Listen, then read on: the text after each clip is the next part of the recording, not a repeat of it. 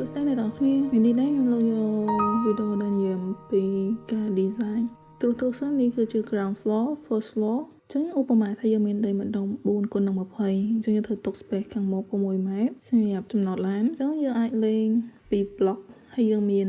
ជាន់ទី1ជាន់ទី2អញ្ចឹងតមកទៀតយើងអាចសាកលេងជាមួយនឹង form ផ្សេងដែលមាន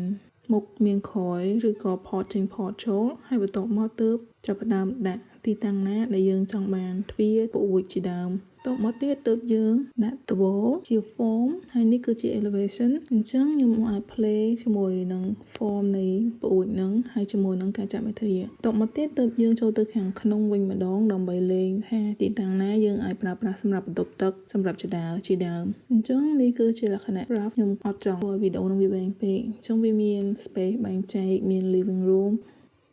dining kitchen ហើយជាមួយនឹង backyard ជាដើមហើយនេះគឺជាຂະຫນាត4 គុណជាមួយនឹង10នេះគឺជារូបរាង 3D សម្រាប់ ground floor ហើយដោយសារតែដីតូចចឹងខ្ញុំព្យាយាមធ្វើឲ្យមានសួនច្បារនៅខាងក្រោយ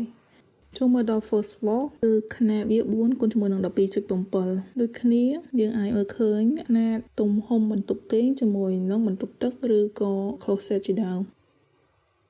នេះគឺជារូបរាង 3D សម្រាប់ first floor